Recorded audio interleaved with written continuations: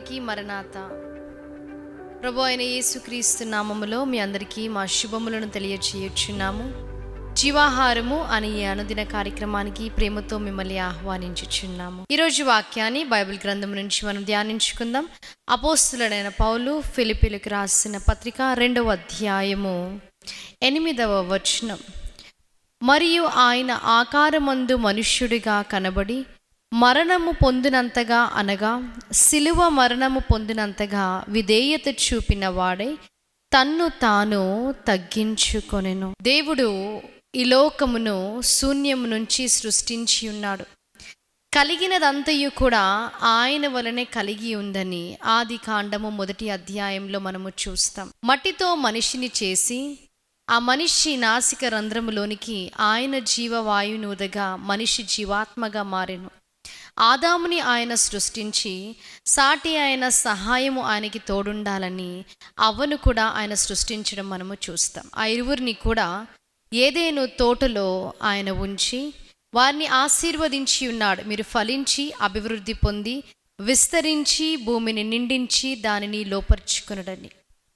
అక్కడ ఒక పండుని మాత్రము తినకూడదని ఆయన చెప్పడం మనము చూస్తాం. ఏదైతే దేవుడు చేయకూడదని చెప్పారో అదే వారు చేయడం మనము చూస్తాం.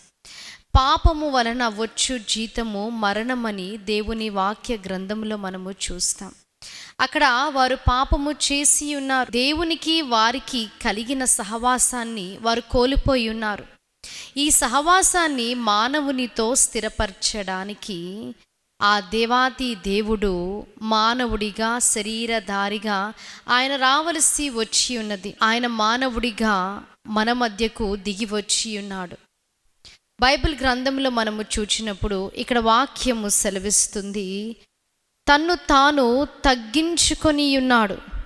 తన్ను తాను తగ్గించుకొని ఆ పరలోక రాజ్యాన్ని విడిచి నిత్యము పరిశుద్ధుడు పరిశుద్ధుడు పరిశుద్ధుడని కోట్ల కొలది దూతలతో అనునిత్యము స్తుతింపబడుచున్న దేవుడు సమస్తాన్ని ఆ పరలోక వైభవాన్ని కూడా విడిచి ఈ భూలోకానికి, ఈ పాపులున్న లోకానికి ఆయన రావలసి వచ్చి ఉన్నది. ఆయన ఇక్కడికి వచ్చి మన నిమిత్తమై ఆయన కలువరి సిలువలో మరణించి ఉన్నారు.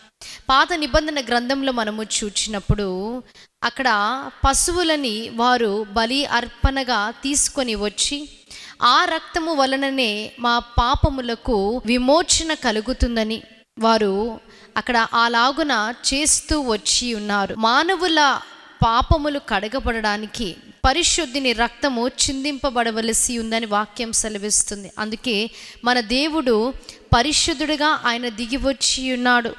వాక్యం సెలవిస్తుంది ఆయన పరిశుద్ధుడు, ఆయనలో ఎటువంటి పాపము లేదని. తన్ను తాను ఆయన ఆత్మను దేవునికి అప్పగించుకోవడం మనము చూస్తాం. అంటే ఆయన మరణము ఎంత సహజమైందో మనము చూస్తాం. యెషయా గ్రంథంలో మనము చూచినప్పుడు ఆయన సమాధిలో కూడా ఉంచబడము మనము చూస్తాం. 3 దినములు ఆయన ఉన్నాడని మనము చూస్తాం. కాబట్టి ఆయన మరణము ఎంత వాస్తవమైందో చూస్తూ ఉన్నాం. బైబిల్ గ్రంథంలో మనము చూచినప్పుడు అన్ని విషయాల్లో కూడా తన్ను తాను తగ్గించుకున్నాడని వాక్యం సెలవిస్తుంది. ఈరోజు మన జీవితాలలో కూడా ఆ తగ్గింపు కలిగి మనం ఉన్నామా? సుంకరి ప్రార్థన చేయుచున్నాడు, దేవా ఆకాశము వైపు కూడా కనులెత్తి చూడడానికి నాకు ధైర్యము లేదు అని రొమ్ము కొట్టుకొనుచు ప్రార్థన చేయుచున్నాడు. తను తాను తగ్గించుకున్నాడు, తను హెచ్చించుకోలేదు. తగ్గించుకున్న వారిని దేవుడు దీవించి ఆశీర్వదిస్తానంటున్నాడు. మన దేవుడే తగ్గించుకున్నప్పుడు మనము కూడా తగ్గించుకొనవలసి ఉంది.